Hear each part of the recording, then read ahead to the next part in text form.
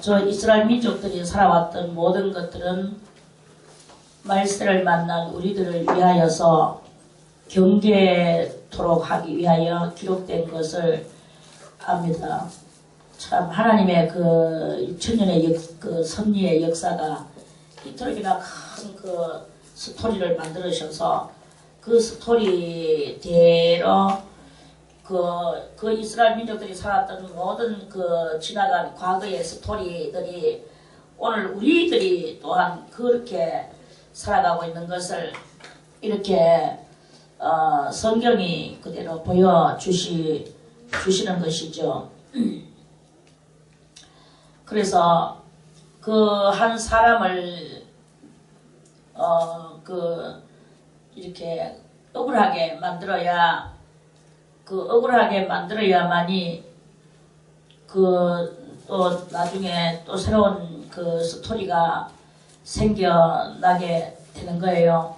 그래서 이제 그 12아들이 있어서 그대로 그 아들들이 주류를 이루고 그 이스라엘 야곱의 나라가 세워지면은 정말 좋았을 건데 그 창세기에 그 전반적인 그런 것들을 읽으며 출애굽기의 전반적인 것을 읽으면서 이제 그 아브라함에게 그 약속하셨던 니는 네 조상에게로 돌아가서 고요히 사지만 그 너의 후손은 그 이방에서 객이 가지고 400년을 섬길 것이라고 430년을 섬길 것이라고 출애굽기에서 그렇게 예언을 하셨거든요. 예언을 하셨는 그게 저 창세기에서 예언을 하셨죠. 그러니 그 예언하셨는 그것이 이제 그 야곱이가 12아들을 놓고 그 이제 살면서 한 사건이 일어나게 되는 거예요. 한 사람을 하나님은 선택을 하셨어야만이 되는 거예요. 한 사람을 선택하셔야 되는데 그 한 사람이 누구냐 하면 야곱이 가장 사랑하는 그 사랑의 1번째예요. 사랑의 1번째 그 12아들이 있는 중에서도 요셉이를 제일 사랑을 했는 거지. 라헬이가 낳는 그 요셉이를 아주 1번적 사랑을 해서 그 아들을 그 당시에는 뭐 이렇게 칼라적인 옷이 없었어요. 그런데 그 야곱이한테만 요셉이한테만 아주 그 채색 옷을 칼라 옷을 입혀서 화려하게 그 아들을 키웠다고 그랬죠. 그래서 형들한테 질투를 자아내게 만들고 또 그렇게 그 사랑을 받게 하고 이렇게 되는 그런 그 요셉이는 또 하나님으로부터도 또 신령한 은혜도 육신의 부모에게도 사랑받고 화려하게 살면서 하나님께도 사랑을 받아서 신령한 아들로 서게 되는 거예요. 그래가지고 꿈을 꾸게 되는 거지. 꿈을 꿔도 아주 아버지의 볕단과 어머니의 볕단과 이 형제들의 볕단이 나에게 절하더이다 하고 이런 꿈을 꾸고 해와 달과 별들이 나에게 절하더이다. 해는 아버지고 별은 달은 어머니고 별들은 형제들인데 이 형제들이 자기한테 절하더라. 그러니까 이 형들이 성질이 이빨이 나는 거예요. 극도로 달하는 거야. 이것들이 다 무슨 내용이며 무슨 그 스토리이겠는가라고 볼 때 그 요셉이가 결국은 장차 오실 그 예수님을 예표를 하는 그런 그 뜻이었는 거예요.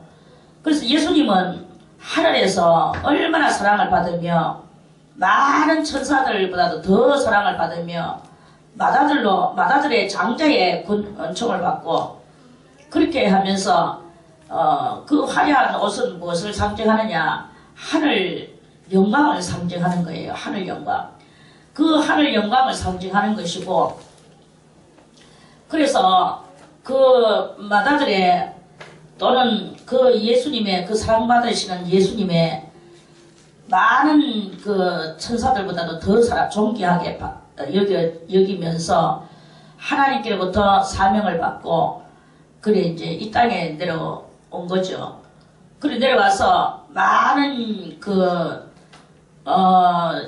해와 달과 별들이 자기한테 절하게 되는 것이 장차 많은 이 세상 사람들이 그 예수님한테 영광을 돌리는 거예요. 그 빌립보서 2장 그 2절에 있는 말씀과 같이 그는 정말로 그 하나님께서 존귀하게 만들으셨다 그랬어요. 빌립보서 2장에서 예수님께서 온 그 세상에 그 죄를 위하여 대신 짊어지시고 죽어주시고 그 죽어주시기까지 그 예수님의 심정은 1초의 추호의 그것이 없이 추호의 자기의 그 이기적인 그런 것이 없이 100% 다 하나님의 영광만을 위하여 그 충성을 하신 거예요. 죽기까지 충성을 하셨어. 그러니까 하나님께서 그를 지극히 높여 모든 이름 위에 뛰어난 이름을 주셨다 그랬어요. 그래서 예수라는 이름 외에 더 뛰어난 이름이 이 땅 위에 없는 거예요. 예수는 항상 솔로몬보다도 높으시고 요나보다도 크시고 뭐 그 외에 무엇보다도 더 크시고 항상 예수님은 그렇게 예수님은 높으신 그런 그 찬사를 지금 현재 받고 계시는데 이 찬사가 어디로부터 온 것이냐? 하나님을 향하는 충성에서 와서 하나님이 그 하늘 채색 옷을 그 칼라옷을 입혀 주신 그것을 상징하는 이런 그러니까 이 말씀들은 다 짝이 있고 맥이 있고 이런 그것을 말씀하시는 거죠. 그래서 그 예수님을 그렇게 될 예수님을 예표하면서 이제 이 요셉이가 그렇게 돼가고 있었어. 그래서 형들에게 미움을 받아야 될 이것이 또 무엇이냐? 형들에게 미움을 받아야 될 그것을 그 출애굽기에 긁으면서 미움을 안 받도록 이렇게 될 수도 있었는데 왜 이렇게 미움을 받으면서 사건이 이렇게 전개되어져 가고 있는가 안타깝고 애달픈 그런 마음이 들면서 우리는 그 출애굽기를 읽은 적이 다들 있죠. 그래서 그 요셉이가 이제 미움을 받으면서 외국에 이제 노예로 팔려가야 되는 그런 그 상황에 처해진 것이 바로 그리스도 예수께서 이 세상에서 버림을 당하고 저 골고다의 언덕을 지나 갈보리 산에 올라가신 그것을 말씀하시는 것입니다. 그 아버지의 손길 안에서 그렇게 사랑을 받으며 모든 형들 그 귀라선같이 정말 우뚝우뚝한 형들 속에서도 아버지의 사랑을 꿋꿋이 지켜나갔던 그 요셉이가 하루아침에 그 노예로 끌려가가지고는 쇠사슬에 묶여서 저 멀리 그 함 땅에 이렇게 보내지게 됐다. 이렇게 성경에는 이렇게 말씀을 하십니다. 그래서 이 함 땅이라는 것은 무엇이냐? 함은 노아의 그 아들이에요. 노아의 세 아들 중에 하나인데 그 나중에 노아가 술 취해가지고 이제 더우니까 빨가벗고 막 잠을 자는 그 수치를 드러내면서 그리 함이 그것을 보고 막 나와가지고 동생들한테 끽끽거리면서 이제 말을 했죠. 아버지 빨가벗고 주무신다 하면서. 그러니까 이 그 형들이 그 동생들이 다 이제 담요를 갖다가 뒤로 들고 가서 양쪽에서 들고 뒤로 가서 아버지를 덮어드리고 자기들은 아버지의 그 수치를 보지 않았어요. 이게 이제 큰 이제 문제거리가 되고 하만 때는 아주 화근거리가 되었죠. 그래서 아버지가 이제 잠에서 깨어나가지고는 그 모든 사실을 알고 그런 사건들을 왜 났을까요? 그런 행동들을 왜 했을까?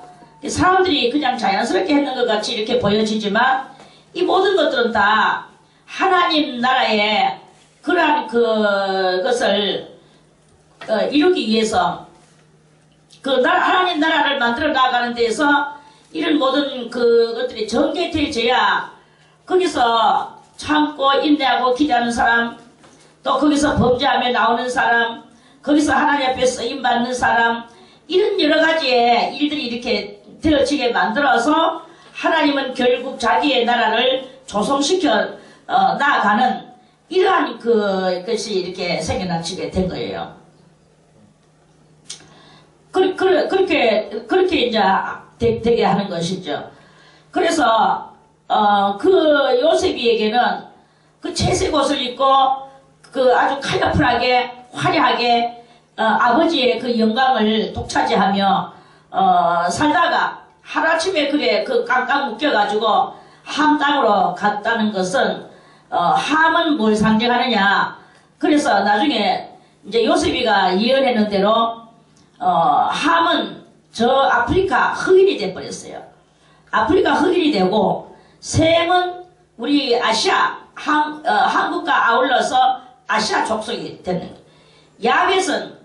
야벳은 저 서부 지방에 미국과 아울러 서부 지방에 그 족속이 그렇게 미국 야벳은 백인족이 되고 또 누구야? 함은 흑인이 되고 셈은 황인종이 된 거예요. 그래서 흑인종과 백인종과 황인종 이 세 종 족속으로 이렇게 되어진 것이죠. 그래서 함 족속이 아프리카의 쪽으로 가서 흑인 족속이 됐어요. 아버지의 이제 저주로 인하여. 그리고 아버지의 저주를 받았는 함 족속은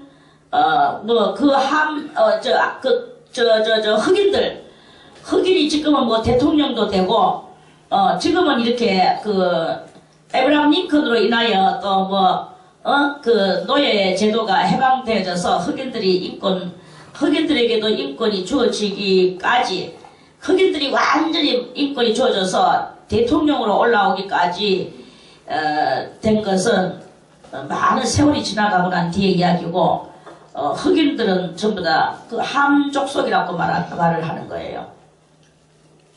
그래서 아버지의 저주를 받는 것은 아버지가 그렇게 말씀했어요. 너는 동생의 종이 될 것이다. 종의 종은 더블 종. 그거는 뭐냐? 노예예요, 노예. 노예는 뭐가 같이 되어지느냐? 노예는 우리 보통 저렇게 개를 키우거나 소를 키우거나 가축을 우리가 키우잖아요. 가축을 키울 때 이 가축들이 가축권이 있겠습니까? 사람은 자기 인권을 찾아서 지금은 아주 인권적 세상을 우리가 이렇게 세계적으로 지금 인권이 아주 활약을 하고 있습니다. 인권하는 거는 사람의 권리 이 말입니다. 사람의 권리. 그러면 개로 말할 것 같으면 개권이 있습니까? 견권이 있습니까? 견자를 써서 견권이 있습니까? 이렇게 잘나는 원숭이가 있는데 사람하고 비슷한 원숭이. 그 원숭이가 원숭이권이 있습니까? 그런 짐승들은 권이 없는 거예요. 그래서 그 짐승을 누구든지 잡아가지고 호랑이가 제 아무리 세고 사람을 잡아먹고, 저 인도에 그 뉴스에 보니까, 인터넷에 뉴스에서 봤는데, 호랑이 한 마리가 동네로 내려와가지고, 그 50살 정도 되는 사람을 갖다가 물어가지고 잡아뜨려 놓고, 복부부터, 창자부터 막, 이제 다른 짐승한테 하듯이 사람을 막, 그러니까 다리 한짝 다 먹어버리고, 복부, 뱃속을 다 내장 다 파서 먹고 있는 거를 다른 동네 사람들이 막 쇠망치를 들고, 긴 쇠망치를 들고 와 오니까, 그러니까 이 호랑이가 먹다가 도망갔다 하대. 이런 일이 종종 그렇게 있대요. 그 인도에는. 그래가지고는 저기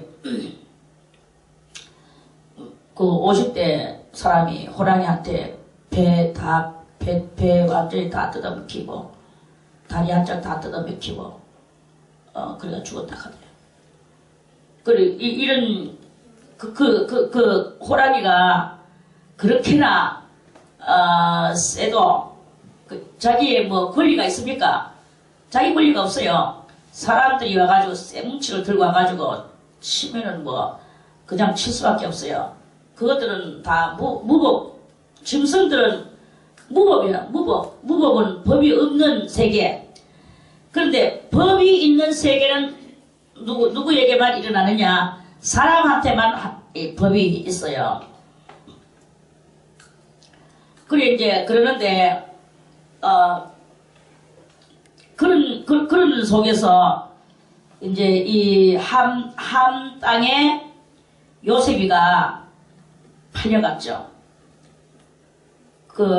이 17절에 오늘, 한 사람을 앞서 보내셨으며, 요셉이 종으로 팔렸도다. 그럼 요셉은 이 세 인종 중에서 흑인일까요? 백인일까요? 황인일까요? 에? 황인종이라고 생각해서 손들어. 손짝. 하나, 둘, 셋. 뭐 이렇게 숫자가 작단 말이야? 그러면 자, 백인종이라고 생각되는 사람 손 들어보세요. 하나, 둘, 셋, 넷. 자, 그러면 흑인종이라고 생각하는 사람 손 들어보세요. 모르겠다고 생각되는 사람 손 들어보세요.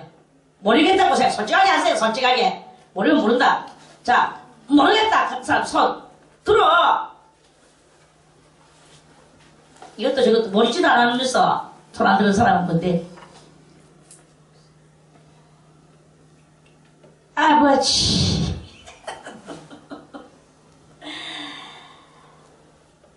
요셉이는 이스라엘 사람이잖아요. 이스라엘은 셈 족속이에요. 제일 장자야. 장자. 셈이 장자였고, 야벳이 차자였고, 함은 막내였어요. 막내였고, 그래서 이 셈 족속이 장자로서 황인종으로 들어갔어. 황인종. 셈은 황인종이고, 함이 둘째 아들이고, 제가 말을 잘못했습니다. 야벳이 막내인데, 막내가 백인으로 들어갔어요. 백인이 됐습니다. 이거는 여러분들이 상식으로, 기초 상식으로 알아야 되는데, 제가 띠 하니까 세 사람이 황인족이래. 그리고 네다섯 사람이 백인족이래. 근데 흑인은 아닌 것을 알았는가 봐. 아무도 손 안 올렸어. 그리고 모르겠다라고 하라 했더니 두 사람만 올렸어요. 모르겠다 하는 그게 정직한 것입니다. 정직해야 돼, 사람이. 그래, 아무튼, 그래서, 이 황인종이 흑인한테 지금 이렇게 팔려간 거지. 요셉이 종으로 팔렸도다. 한 사람을 앞서 보내셨으며, 그렇게 이 한 사람이 12명 중에서 그 한 사람이 가장 사랑받는 사람이 이제 가장 그 중에서 앞서가 왜 필요할까요? 앞서가는 것은 나중에 모든 식구들이 전부 다 가야 되기 때문에, 모든 식구들이 전부 다 가야 되기 때문에 그 가야 되는 거기에서 앞서가는 거예요. 요셉이가 형들의 미움을 받았다고 말을 하지만 실상은 이렇게 되는 것이 큰 사명을 띠고, 그 사명, 하나님께서 이렇게 모든 사람은 너는 이렇게 쓰이고 너는 이렇게 쓰이고 자기의 이 쓰임받을 그것이 이렇게 되지는 거예요. 그러면서 또 그런 이제 만약에 이런 이야기를 우리가 한번 만들어서 해보겠습니다. 요셉이가 어쩔 수 없이 형들에게 노예로 팔려갔죠. 팔려갔어도 하나님 앞에 불충성했거나 가서 기도를 안 했거나 하나님을 원망했거나, 하나님이야, 하나님이 계시면 이렇습니까? 어떻게 해서 저 못나 빠진 저 형들이 나를 저렇게 합니까? 나는 우리 아버지한테 사랑받고 이렇게 기억하는데 내가 이렇게 될 수가 있습니까? 나는 정말로 하면서 막 자기 이렇게 된 것에 대해서 이를 어떡할까 채찍이 날라오겠죠.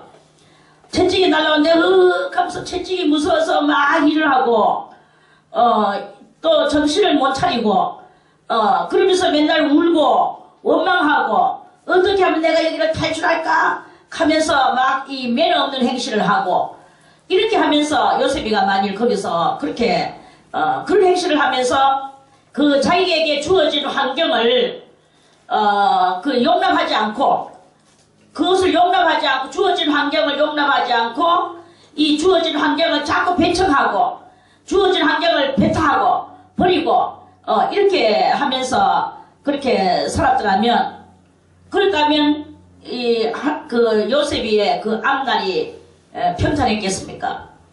또 그러한 사람을 하나님이 쓰셨겠습니까? 한 사람이 지금 먼저 가서 거기에 이렇게 해야 될 그 일이 이렇게 있는데 그 환경을, 그 자기의 주어진 이 역할 분담을 무시하고 그것을 인정하지 않고 막 이렇게 하는 그런 그 상태를 했었다면 그 이스라엘의 나라가 세워졌겠느냐 이 말이에요. 이러한 것과 같이 오늘날도 마찬가지입니다. 제가 사람들한테 이렇게 저 사람은 기도를 해주다 보니까 당신은 정말 하나님께서 사랑으로 선택을 하셔서 신부의 바늘에 들 그런 그것이 되겠습니다. 신부의 바늘에 들어서 그리스도의 그 신부의 그 경지에 오르기까지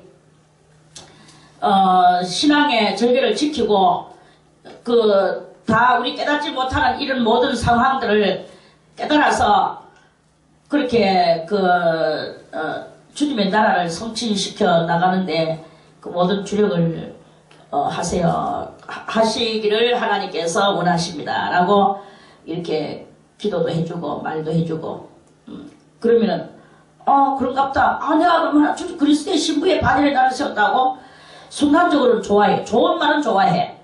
좋은 말은 좋아하는데 바늘에 올라가기까지, 신부가 되기까지 자기가 깨닫고 또 그 신부의 자격과 이런 모든 것들을 갖추기 위하여 겸손해야 되고, 또는 자기가 소금같이 녹아져야 되고, 이 세상에 빛된 삶을 살아야 되고, 빛의 역할을 감당을 해야 되고, 이렇게 하기까지 나는 어떻게 되는가? 이 주어진 환경을 지금 나는 현재 어떻게 하고 있나? 주어진 환경을 왜 하나님은 나에게 이런 환경을 주셨나? 내 환경이 너무나 내 마음에 들지 않는다. 나는 여기서 이렇게 도저히 살기 싫다.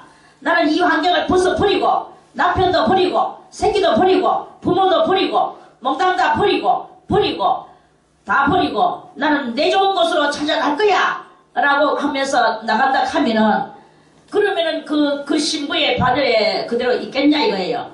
하나님은 신부의 바늘에 세우셨지만 자기들이 이 지금 육신에 썩어질 인생의 이 한 삶을 갖다가 좋게 살기에 편안하고 자기 좋은 것만 찾아가고 입안에 그 사탕 단 거 그것만 찾아서 임시의 그런 것들을 찾아서 이렇게 간다 하면, 그러면은 그것이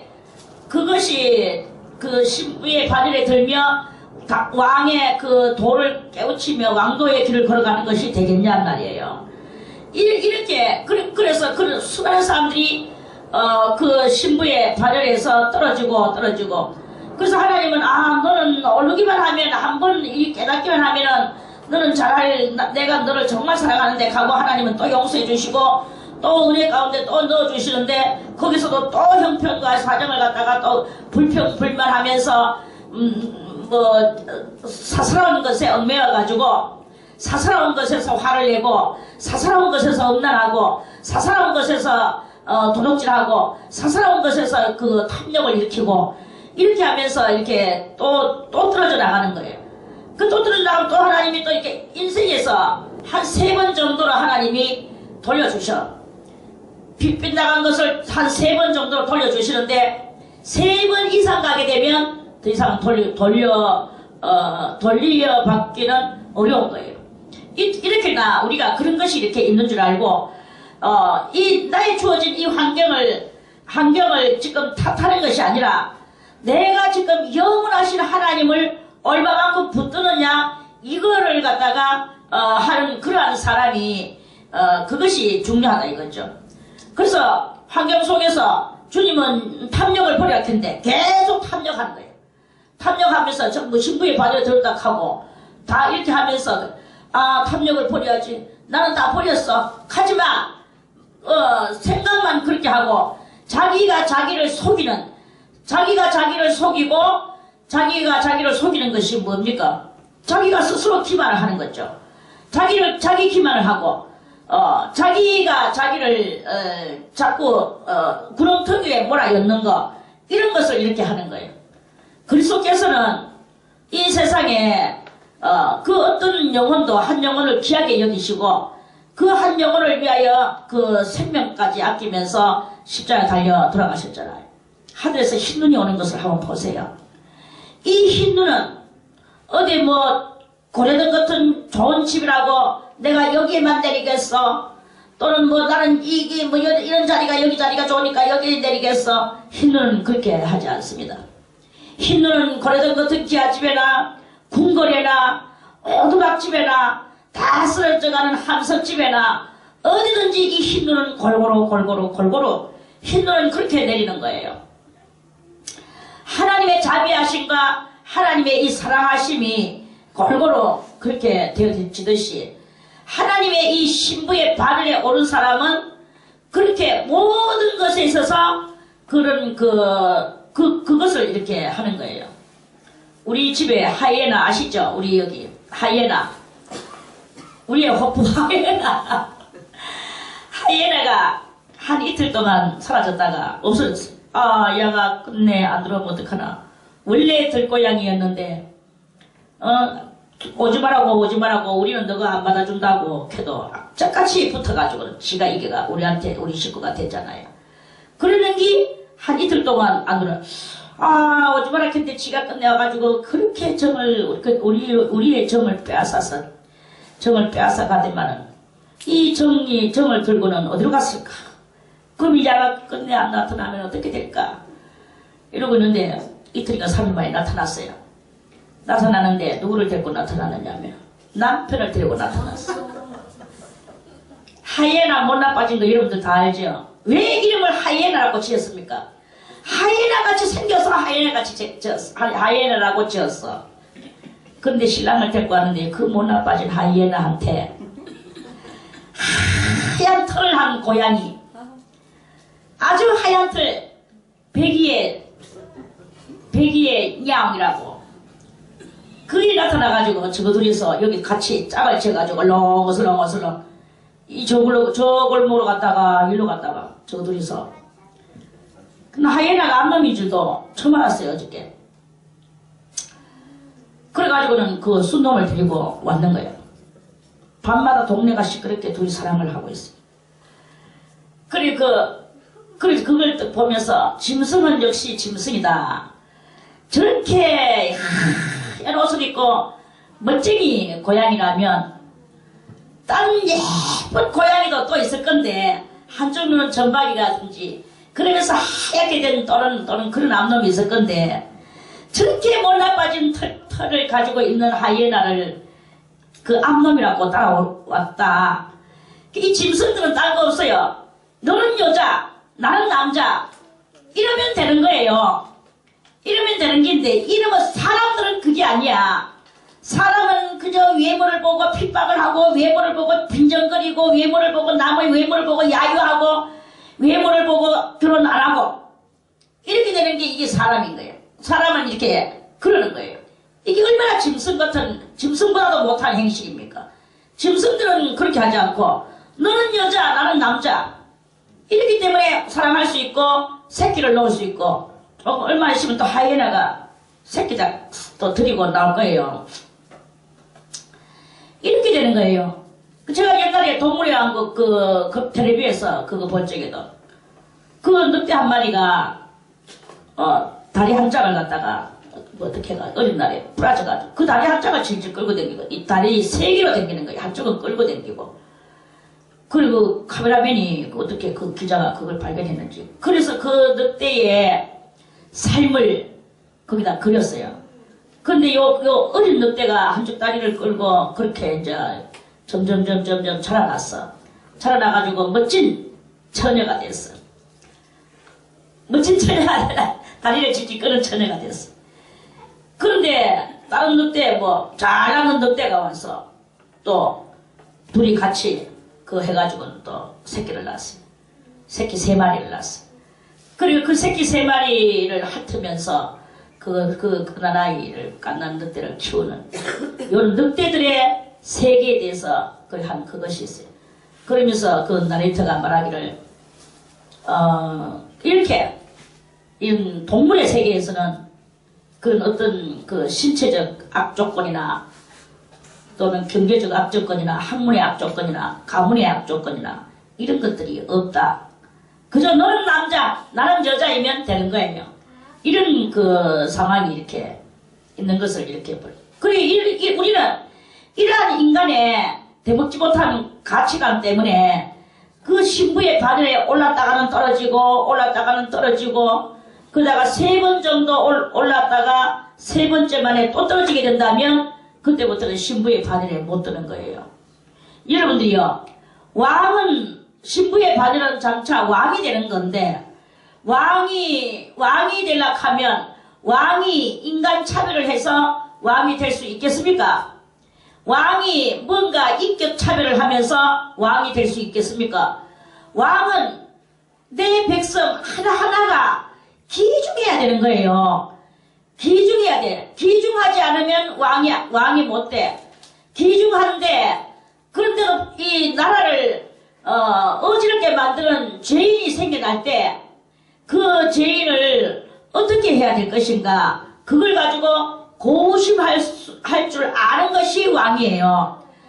그래서 자기는 물론 뭐 인간 왕이 뇌물을 받고 이런 것도 있겠지만 그러나 왕이 될 제목은 대통령이 될 제목은 벌써 이미 타고났어요. 타고났는 거야. 왕이나 대통령이나 수상이 될 사람들은 타고난다고 그랬습니다. 마다들도 타고난다고 그랬어요. 맏며느리도 타고난다고 그랬어. 하늘이 낸다고 그랬어. 타고난다 그랬나. 남자가 그렇게 됐잖아. 그렇게 되는 거예요. 그런 그것에서 신부의 이 바늘에 오르는 것도 그보다 몇 배 더 하죠. 이 차별 대우 그게 없어야 되는 것이고 그러면서 그 왕이 해야 될 이 왕이 해야 되는 것은 항상 뭐 권위만 지키는 것이 아닙니다. 권위는 어떤 때에 생겨나느냐? 어떤 한 사람 한 사람이라도 귀중하게 여길 때 사람들이 그걸 보고 권위롭게 봐주는 거예요. 근데 왕이 우리나라의 연산군, 유명한 연산군 아시죠? 그 연산군이 왜 그렇게 왕이 됐음에도 불구하고 그 왕직에서 떨어져 나왔습니까? 너무나 이 생명을 귀중하게 여길 줄 모르고 왕이 생명을 귀중하게 여길 줄 모르고 자기 그 남의 생명을 갖다가 지 몸뚱아리 아니라고 파리 죽이듯이 죽이고 그렇게 하는 이런 왕은 결국은 떨어져 나가게 되고 지 명예에 살지 못하고 영광도 얻게 되는 이런 것이 있습니다.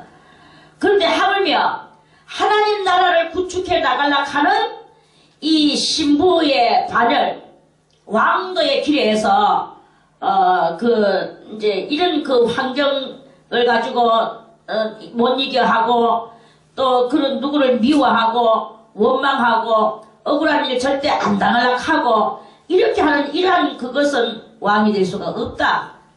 이런 거죠. 여러분들이요, 왕은 자기가 억울해도 묵묵히 참고 있을 때 왕이 되는 거예요. 사울 왕을 보세요.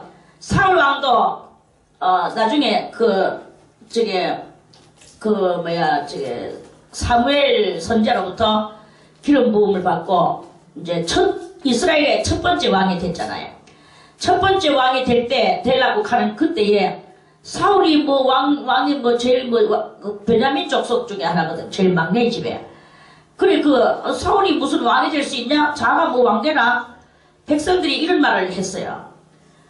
그러면 자기가 그때 이제 뜬뜬거리는 왕이 됐다면 그것을 가지고 대만에 잡아서 그 사람을 죽여버렸을 거예요.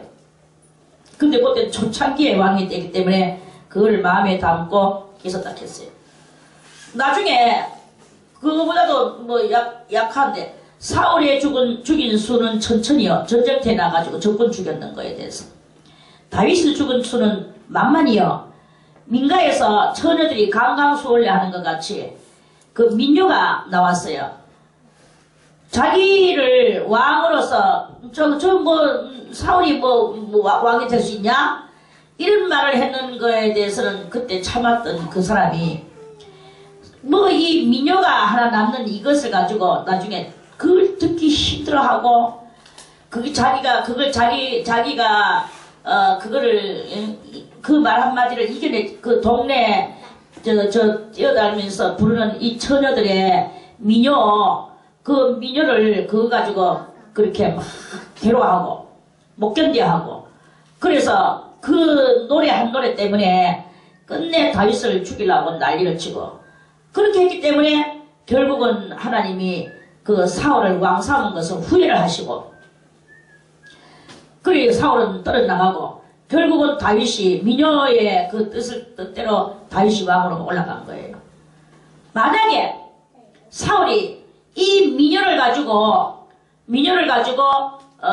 개의하지 않고 여전히 다윗을 사랑하고 사울이 왕 될 수 있냐? 저 왕의 자리가 되냐? 왕의 인격이 되냐? 이런 소리를 들었을 때 조용히 참았던 그때 그것을 한 번 더 사울이 그걸 참고 그 민요에 대해서 개의하지를 않았더라면 사울은 아무 이상이 없었을 것입니다. 아무 이상이 없어. 그런데 사울의 마음이 그 민요 하나 때문에 거기에 집착이 돼가지고 괴로워하고 결국은 다윗을 죽이려고 하고 끊임없는 네가 죽느냐 내가 죽느냐 할 때까지 자기가 결국은 죽어질 때까지 이것을 가지고 그 어처구니 없는 일을 할 때 왕에서 폐위당하고 그렇게 자기도 범죄하면서 이렇게 들어가게 되는 이런 일이 일어나게 되는 거예요. 그리고 이런 이야기들을 우리가 다 통괄적으로 이렇게 해서 볼 때 그런 시시끌렁한 소리에 우리가 현혹당해서도 안 되고 이 왕도의 길을 걸어가는 사람은 오늘 이 한 사람이 앞서가는 이게 뭐냐? 이 요셉이가 나중에 총리 대신 함 땅에서 총리 대신 그 총리 대신이라는 것은 함 나라가 자기 나라가 아니기 때문에 총리 대신까지만 되는 것이고 자기의 나라는 어디냐? 자기의 나라는 가나안 땅이었어요. 그 가나안 땅이기 때문에 거기서 왕이 만약에 이 함 땅이 가나안 땅이었더라면 왕까지 올랐었겠죠. 그런데 이제 함 땅으로 가야 되는 것은 바로 장차 오실 예수 그리스도가 함 땅과 같은 이 세상, 함은 무엇입니까? 아버지의 수치를 가지고 낄낄거리는 하나님을 없이 여기서 아버지는 하나님을 상징하는 것이고 노아는 하나님을 상징하는 것이고 함은 우리 인간을 상징한다면 아버지의 그 수치를 보고 낄낄거리는 것이 아니라 그것을 가지고 아버지의 수치를 보고 동생들한테 이렇게 동생들이나 뭐 형한테 말하고 이렇게 하면은 그렇게 이제 그렇게 이 형제간의 숫자 차례를 셈이 제일 맞이고 함이 둘째예요. 그리고 야벳은 셋째입니다. 그래서 이 황인종이 장자의 그것을 가지고 할렐루야. 아멘. 우리는 무엇입니까? 백인종입니까? 흑인종입니까? 황인종입니까? 그렇게 셈, 함, 야벳 이걸 여러분이 상식으로 가지고 있어야 돼. 만약에 성경 퀴즈 고사가 또 나올 경우 교회에서 셈과 함과 야벳은 순서가 누가 형이고 누가 막내입니까? 할 때 이게 따르락 문제가 다 나오게 돼가 있어요. 셈, 함, 야벳 이것이에요. 그래서 셈이 장자로 태어났어. 그런데 야벳은 막내로 태어났음에도 불구하고 크게 서방이 크게 된 것은 이제 하나님의 이제 그렇게 막내가 늦게 더 커지게 될 것이다라는 그 예언이 거기에 스며져 있는 거예요. 늦게. 그러니까 야벳이 막내이듯이 저 야벳 족속, 백인 족속이 막내이기 때문에 늦게 대축복을 받으며 올라온 그것이 바로 저 서방 나라들입니다.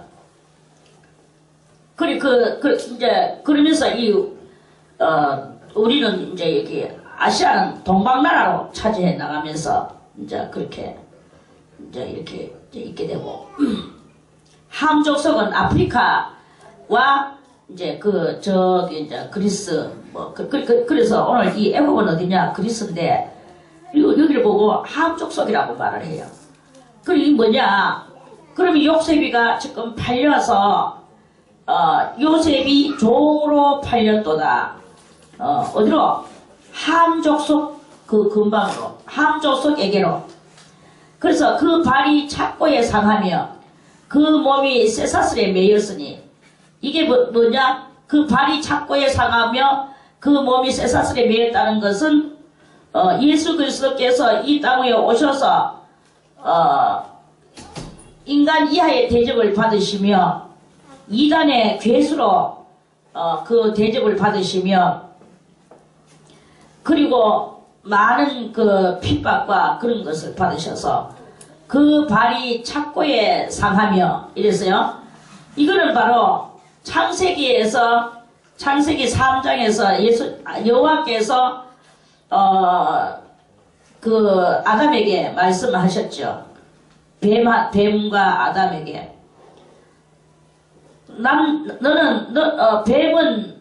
뱀은 여자의 후손, 뱀은 여자의 후손의 발꿈치를 상하게 할 것이다. 그랬죠? 뱀은 뱀의 후손이, 그렇게 뱀의 후손이라는 것은 뭡니까? 뱀의 후손이라는 것은 죄인들이, 이 말이에요. 죄인들이 여자의 후손은 무엇입니까? 여자의 후손은 예수님을 말씀하시는 거예요. 왜 예수님을 보고 여자의 후손이라고 말씀을 하셨을까요? 그것은 여자를 상징하는, 처녀를 상징하는, 또 그리스도의 신부를 상징하는 이 교회를 말씀하는 거예요. 그리고 예수님이 오실 때 모든 사람들은 다 남자 여자로 해서 이렇게 아가 나오잖아요. 그런데 이 처녀의 몸에서 나올 것을 보고 여자의 후손이고, 그 여자는 곧 마리아를 말하는 것이 아니고 교회를 이야기하는 거예요. 그렇게 처녀의 몸에서 나온 교회, 그렇게 처녀의 몸과 같은 시온성의 딸들과 같은 이 교회 안에 참된 진리, 노고스 되시는 예수를 말씀하시는 거잖아요. 그래서 그 여자의 후손에 뱀의 후손이 뭘 한다 그랬습니까? 발뒤꿈치를 상하게 한다 그랬어요. 자, 우리 창세기를 찾아서 읽어보겠습니다. 창세기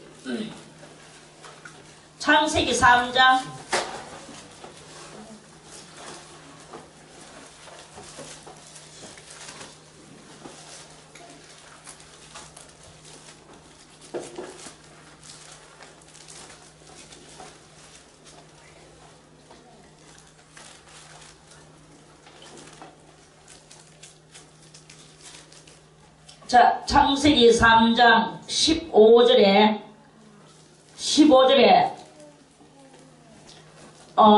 내가 너로 여자와 원수가 되게 하고, 그랬죠? 여기 누구냐? 아담을 보고 말씀하시는 거예요. 여자와 원수가 되게 하고, 이거는 뱀을 보고 잠깐만. 흙을 보자. 그래, 뱀을 보고 너가 내가는 여호와시고 너는 뱀이에요. 그 여자와 원수가 되게 하고 이랬어요. 그 여자는 뭘 상징하느냐? 교회를 상징해. 그리고 원수가 되게 하고 너의 후손은 뭐냐? 죄인들을 보고 하는 말씀이에요. 뱀의 후손. 요한복음 8장 44절에 다시죠. 너희는 너희 아비 마귀에게서 났다 그랬잖아요. 그렇게 모든 사람들이 다 뱀의 후손이에요. 뱀의 후손인데 뱀의 후손 그 속에 여자의 후손이 나와. 요 여자의 후손은 누구냐? 여자의 후손은 물론 성도들이 되기도 하겠지만 가장 대표적인 이가 예수 그리스도세요. 예수 그리스도께서 여자의 후손으로 나오셨다는 것은 여자가 남자 없이 아기를 놓기 때문에, 그래서 우리는 보통 놓으면은 남자의 후손으로 많이 이야기를 합니까? 여자의 후손으로 많이 이야기를 합니까? 남자의 후손으로 이야기하잖아요. 족보를 써도 누구 이름을 씁니까? 남자들의 이름만 써요. 여자들은 여기 마태복음에도 보면 여자는 몇 명, 특별한 여자 몇 명만 거기 올라갔지. 그 전반적으로 써야 될 이름들은 남자 이름을 써야 된다는 것을 아주 토대를 박아놓고 그렇게 쓰는 거예요. 그래서 알을 놓으면 다 남자들의 후손이라고 말을 해요. 물론 인간 후손이라고 말하지만 조상의 후손이라고 말하지만 다 남자의 자식으로 들어가게 됩니다. 그래서 아버님 날 낳으시고 어머님 날 기르시니 이렇게 이야기를 보통 시를 그렇게 시도 그렇게 쓰고 그러잖아요. 그런데 여기는 남자가 있어야 남자의 후손을 하죠. 이 여자는 남자와 부관계를 하지 않고 지대로 성령으로 낳았기 때문에 여자가 자기 그것을 해가지고 자기 독단으로, 여자는 결국 하나님의 그 능력으로 했지만 인간 따구에서는 이제 하나님 빼고 이렇게 볼 때 하나님이라는 그 조칭을 대칭을 빼고 이렇게 볼 때 여자가 홀로 독으로 알을 놓은 거예요. 이런 개이한 일이 생겨났어. 그런 여자의 후손 누구냐? 예수 그리스도시다. 그래서 여자의 후손인 예수와 뱀의 세계인 이 세상은요 철저히 원수예요. 성경은 이걸 너무나 역력히 이렇게 말씀을 하시고, 원수가 되게 하리니 여자의 후손이 누구예요? 예수님이죠.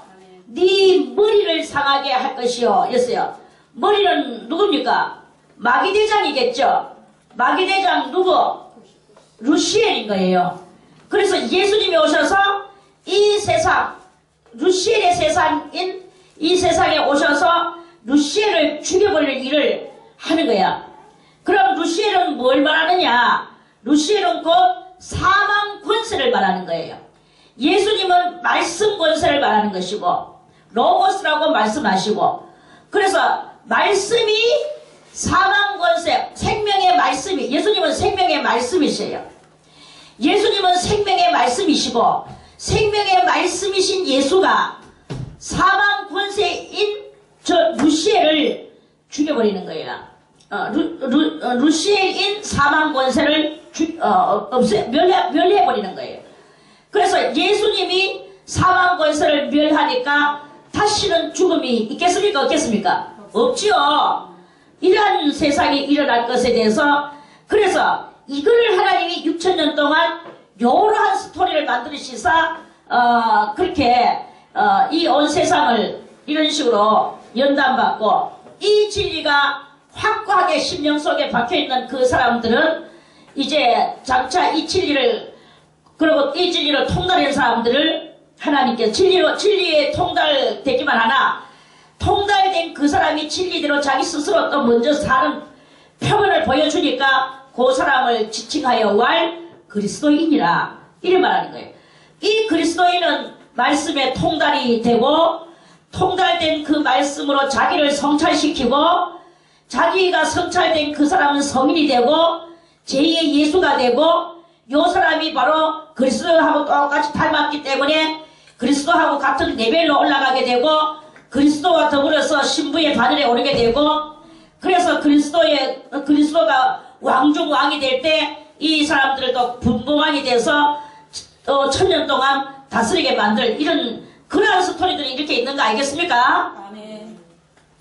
그래서 원수가 되게 하리니 여자의 후손인 예수가 사망 권세인 너 루시엘을 머리를 상하게 한다는 것은 루시엘 자체를 마귀 세계 속에 제일 우두머리, 머리라는 말은 우두머리를 말하는 거예요. 가장 거기서 총수를 이야기하는 거예요. 그 총수를 죽여버릴 것이요, 이 말이 머리를 상하게 할 것이요. 너는 뱀은 그의 발꿈치를 상하게 할 것이니라. 발꿈치가 뭐예요? 예수님이 잠깐 죽으시는 것을 말하는 거예요. 잠깐 죽으시는데 얼마 동안? 3일 만에. 3일 동안 예수님이 죽으시는 거예요. 예수님은 발꿈치라는 말은 그만큼 이 머리가 중요할까요? 발뒤꿈치가 중요할까요? 머리가 중요하죠. 머리가 깨지는 것은 그 나라가 어두워지게 되고 그 온몸이 머리가 깨져보세요. 어떻게 살겠나? 온몸이 다 망가져도 머리가 똑똑해야 무엇인가를 해먹어. 근데 발뒤꿈치 뭐 하나 상했는 정도 가지고 뭐 못 해먹을 일은 없어요. 다 해먹을 수가 있는 거예요. 그래서 예수님이 잠깐 3일 죽는 그것으로 인하여 도리어 더 많은 영혼을 건져내고, 저 음부에 연계에 하부 연계에까지 있는 그 영혼들까지도 살려내시는 더 큰 그걸 더 죽으신 만큼 더 많은 일을 하시는 거예요. 그렇게 하는 이런 일이 일어날 것이다 하면서, 이 지금 그 창세기 3장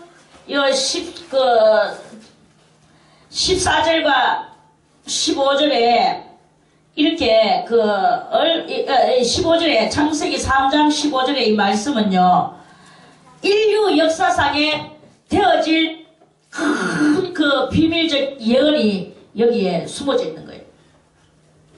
그래서 거기에 숨어진 그 뜻을 깨닫는 사람은 자기를 버립니다. 혈기를 버리고 음란을 버리고, 그리고 이 질투와 남을 업신여기는 이런 환경을 그 자기의 환경을 탓하지 않고, 주어진 환경 속에서 어쨌든 간에 하나님 앞에서 이 주어진 환경을 개의하지 않고 자기 영혼이 하나님 앞에 올바른 영혼 되기 위하여 힘쓰는 이러한 그 성도로 자기의 두각을 드러내는 역할을 하는 것이죠. 여러분들이요, 여러분들은 뱀의 뱀의 후손이 아니지.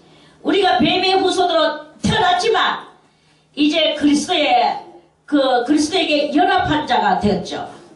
그리스도에게 연합하고 하나님의 자녀로 우리가 이렇게 하나님의 자녀로 우리가 이렇게 모든 것을 변화했습니다. 그러면 하나님의 자녀가 마땅히 해야 될 것은 우리하고 연합되어진 그리스도의 그 모든 그 중추적인 그 안에의 체계를 따라야 되는 거예요. 그리스도의 체계. 그래서 이 그리스도의 체계를 우리가 이루어 나가게 되는 이런 것을 이렇게 해나갈 때 우리의 신앙은 성공을 하게 될 것입니다. 그 여자가 이제 저는 살면서 참 많이 경험을 했어요. 또 여자에게 이르시되 내가 네게 잉태하는 고통을 크게 더하리니 그래서요. 네가 수고하고 자식을 낳을 것이며 너는 남편을 사모하고 남편은 너를 다스릴 것이니라. 이게 이제 이 인류의 인간의 그래서 이 말씀을 읽으면서 그렇지 온 세상을 한번 돌아봤어요. 어떤 나라에 남자가 안 오면서 사는 그거는 없더라고요. 하나님께서 말씀하신 대로 아는 잉태하는 그 수고 고통하는 것은 여자가 하더라고요. 제 아무리 저 젠틀맨들이 버글버글하는 영국이나 미국이나 그런 그 여성을 상위로 좀 올려놓는 이러한 그 세상을 다 들다봐도 남자가 안 오지를 못해요. 남자가 아기를 임신을 못한단 말이에요. 그래서 지금 이 마지막 시대가 가서 남자가 사나 새끼가 대갈배리가 똥치이 가지고 성전환 수술을 하는 놈싸이들이 나와. 그래서 나는 남자 되기 싫어 하면서 남자가 지 고추를 잘라버리고 여자가 되는 거예요. 여자가 되기는 하지만 그 여자의 진정한 뭐랄까 좀 여자의 생식기 이 여자의 생식기를 성전환해서 여자의 생식기 같이 그렇게 만들어낼 수 있느냐? 못 만들어내요. 남자 동성연애하는 사람들이 남자끼리 동성연애하는 사람들은 그 관계를 할 때 의아합니까? 똥구멍에다가 그걸 박으면서 관계를 해요. 그렇게 하면서 이 관계를 해. 그렇게 남성 그 동성연애하는 사람들이 하도 그러면 고추로 저것들이 항문을 갖다가 되게 박아가지고 이 항문에 좁혔다가 펼쳤다 하는 관략근이라는 것이 있잖아요. 이걸 너무 많이 해가지고 이 관략근이 나중에는 터져버리는 거예요.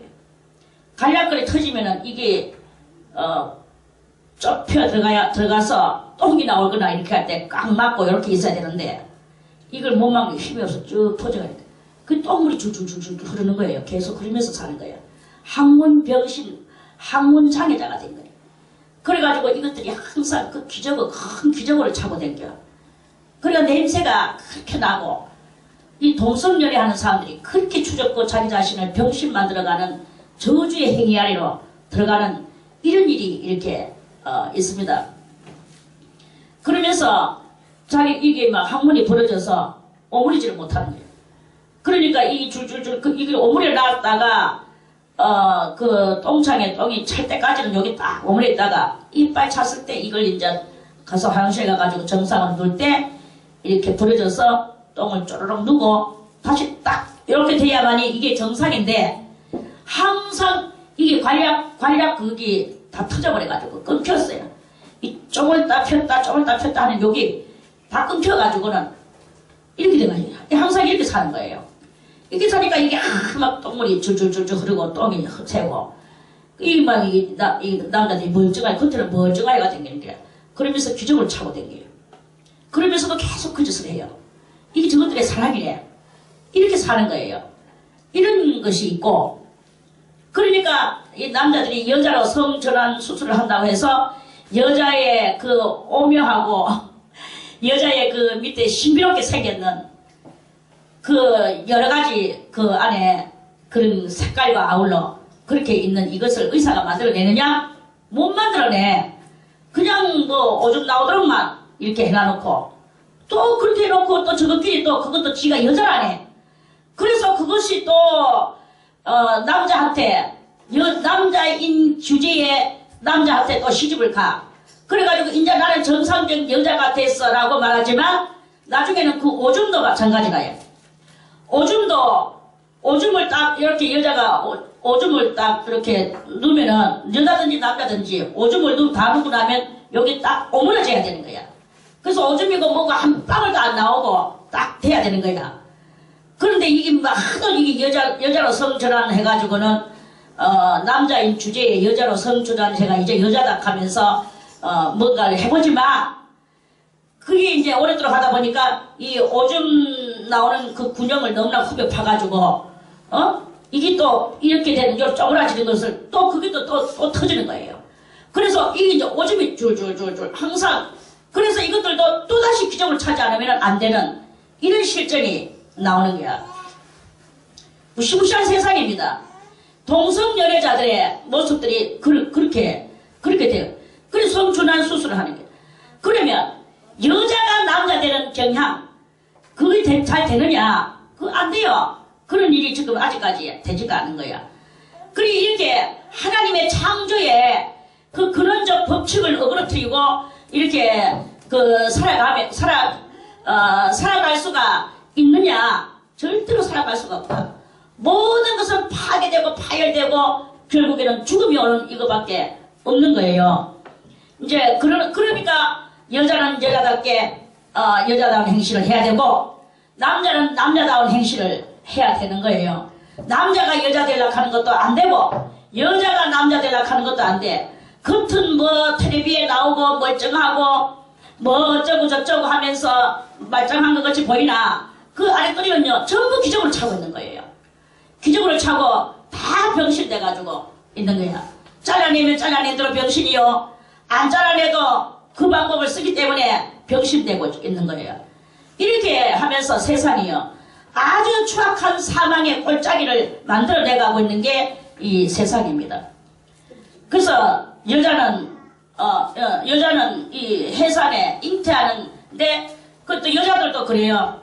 여자들이 제가 이제 하고자 하는 본론의 말은 뭐냐? 여자들이 잉태하는 이 고통이 왜 왔느냐?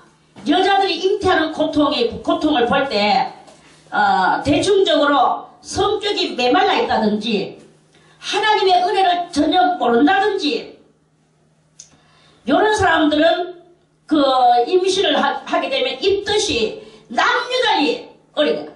성격이 메말라서 그리고 예민하고 까다롭고 이기심 없고 도저히 용서를 못하고 그냥 원한을 품고 사는 이러한 사람들은 전부 다 입덧이요 말할 수 없이 센 것을 이렇게 보게 됩니다. 그건 왜 그러냐? 왜 잉태하는 고통이 임신해가지고 입덧하는 것을 그렇게 고통이 그렇게 세냐? 그 그런 사람들이 이 입덧이 센 것을 봐요. 근데 성격이 원만하고 하나님의 은혜를 충만히 받았고 예수의 마음을 품고 있는 사람들은 입덧이 없어요. 아기를 뵀는지 안 뵀는지도 몰라. 때가 돼서 보니까 이 여자의 몸에 생리가 나지 않았어. 그리고 자기 몸이 이상이 이제 이렇게 뭔가 다른 그것을 보면서 이렇게 됐구나. 그러면 입덧은 언제 할란가? 오늘 할란가? 내일 할란가? 한 달 후에 할란가? 2달 후에 할란가? 입덧 없이 알을 뱃속에서 다 키워가.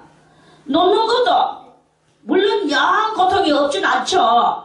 옆다만한 군형 속에 이따만 물이 하나가 나오려고 해보세요. 제가 이 설교를 참 여러 번 합니다만은 얼마나 참 그렇겠습니까? 째지지요. 그렇지만 그런 정도는 여자가 아기 노는데 감수를 좀 하면서 그래도 알은 쉽게 나와요. 그런데 이 여자들이 조장 쉽게 나올 수 있을 법한 여자들도 하나님의 은혜를 모르고 겁대가리만 막 그냥 세고 예민만 해가지고는 막 고통을 조금도 안 받으려고 하고 조그만 아픔의 고통도 안 받으려고 하고 그러면서 저항절개를 싹 해버리고 이렇게 해버리는 요새 인내 없는 여자들이 많습니다. 그리고 그 아기 놓는 것도 여자들이 한 인내를 해야 된다. 왜 이 여자들이 아기 놓을 때 이렇게 힘들어야 되는가? 그것은 하나님께서 인내를 가리키기 위한 하나님의 수법이신 거예요. 여자들이 인내가 너무 없는 거예요. 인내가 없어서 그냥 무언가를 할 때 오죽하면 세상 사람들이 그럽니까? 예수 안 믿는 사람들도 참을 인자 무엇을 하려고 할 때 성질 낼 때 참을 인자를 한문으로 참을 인자 알죠? 그 참을 인자를 세 번만 붓글씨로 쓰고 너희가 행동을 해라 그런 말씀이 있어요. 그래서 참을 인자 참을 인자 세 번만 쓰면 사람을 죽이는 것도 다 죽일 만한 사람들도 다 모면하고 안 죽이고 참을 인자를 세 번만 써라. 세상 사람들도 그렇게 말합니다. 어떤 사람은 어떤 사람이 이제 이야기 이거는 한 꽁트를 시간 나가돼가지만 한 꽁트를 이야기하겠습니다. 어떤 사람이 이제 저 먼 데로 공부하러 갔다가 집에를 들어온다고 또 들어와 보니까 거기에 자기 아내의 고무신 하얀 고무신과 남자의 고무신이 대돌 위에 이렇게 있는 거예요. 깜짝 놀래가지고 이것은 무엇이냐 내 없는 사이에 이렇게 된 거야. 그래가지고 문을 춤을 발라가 문구리로 이렇게 돌아가지고 아내를 이렇게 들다 보니까 어이 자기 아내의 이 까만 머리와 남자의 이 빡빡 깎아는 머리가 둘이 같이 나란히 한 이불 속에서 자고 있는 거예요. 속에 이것으로 생각하면 불이 확 올라가지고 당장 문을 부수고 들어가가지고 둘 다 죽여버리고 말 것 같은 이 심정이 올라오는데 참을 인자를 거기 앉아서 마룻바닥에 앉아가 방문 밖에서 참을 인자를 3번 썼어요. 참을 인자를 3번 쓰고 하면서 가니까 자기 아내가 나오면서 당신이 어떻게 이 밤중에 오셨어요? 하면서 그래 문을 부력하게 들어가니까 그 중이 누구냐 하니까 자기 처제가 중이 돼가지고 언니를 보러 와서 하룻밤 언니하고 같이 자고 있었는 거야. 만약에 이 사람이 참을 인자 3개를 안 썼으면 그냥 하얀 고무신만 보고 이 하얀 중대가리 머리 빡빡 깎아는 남자의 머리라고 생각하고 뛰어들어가서 둘 다 죽여버렸으면 그대로 처제하고 마누라를 오해해가 죽였을 거란 말이야. 그런데 참을 인자를 3개 쓰고 하고 기침 소리를 내니까 아내가 나오게 되고 화는 풀리지 않았지만 현장을 보려고 방에로 들어갔는데 형부 오셨어요 하면서 중이 하나 여자 중이 일라는 거야. 그래 거기서 모든 일만에 오해가 풀리고 살인을 모면하는 살인을 면하는 살인죄를 면하는 이런 이야기가 이렇게 그런 게 있었다 그런 이야기입니다. 여자가 안 올 적에도 생명에 지금 내가 지장이 있나? 자기를 들여다볼 수가 있어야 돼.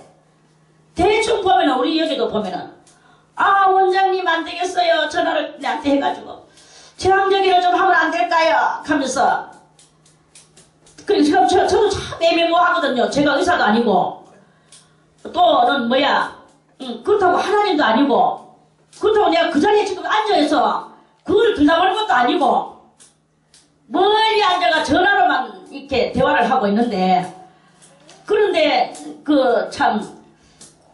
보면은 목소리를 들어보면 하나님이 알게 해주시는 거예요. 이 목소리는 뭐냐? 아직 티져가는 목소리가 아니구나. 자기는 울면서 남편한테 막 하고 이렇게 하면서 하지만은 그러나 그건 아직 살아있는 목소리야. 죽어가고 있는 목소리는 그게 아니거든요. 지금 이 대단한 난산 속에서 이 생명이 들었구나 소리는 들어본 적이 없습니다.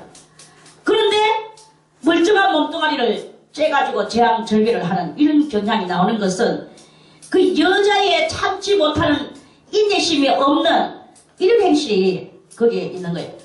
그 인내심 없는 여자 부추기고 꼬드기는 마귀의 종로를 하고 있는 게 누구냐? 의사예요. 의사는 뭐냐? 지 돈 벌어먹기 하여. 제왕절개를 해야만이 돈이 되지. 그냥 놓으면 죽어주면 나도 되는데 그쪽 아가 놓으니까 그저 조금 소품값만 들어가는 거죠. 자기의 뭐 인건비값만 들어가. 그 돈이 안 되거든. 자꾸 제왕절개를 해가지고 저거 병원 경제 그 재정 올리려고. 그래 그러는 거예요. 이게 바로 현대의 이런 그것입니다. 그래서 이제 이런 그것이 있는데 잉태할 때나 해산할 때나 몽땅 잉태할 때 이 뜻이 없게 하거나 해산할 때는 뭐가 필요하나 잉태할 때는 너그러운 마음과 사랑하는 마음과 하나님을 믿는 마음과 이런 참는 그것이 있어질 것에 대해서 그리스도를 특별히 사랑하는 이러한 마음을 가지고 있는 사람은 잉태할 때 그렇게 입덧이 저절로 없어. 누가 입덧하고 싶은 사람이 어디 있습니까? 여러분들이 정말 입덧하기 안 하려면 이런 뭐 안 하려면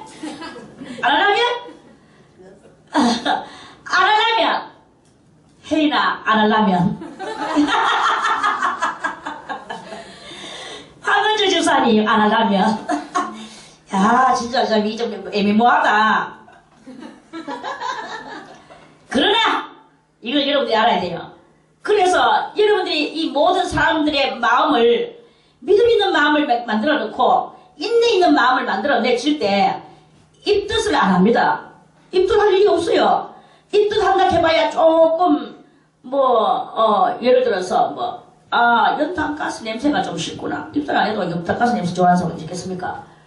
연탄가스 냄새가 좀 싫구나. 또는 내지는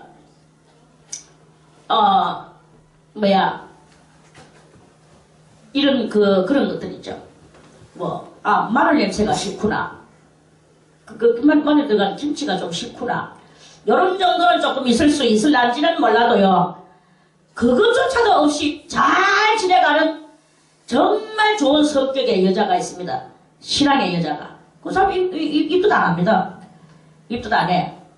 해산할 때도 정말 천천히 형광등 불빛이 안 보여야 나온다 하던데 아직까지 내가 보이는 거 보니까 아직 멀었겠구나 싶은데 주르륵 나와버려.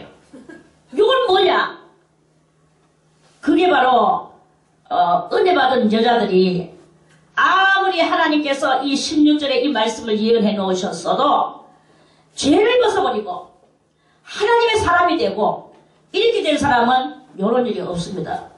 그런데 주장 하나님을 모르고 사랑이 없고 성격은 메말라가지고 가탈하고 요런 것들이 주장 입덧을 하며 멀쩡히도 방종방 뛰며 야 이놈한테 때문에 내가 이렇게 된 네가 살리라 하면서 발광을 이렇게 되는 이런 일들이 이렇게 있는 거예요.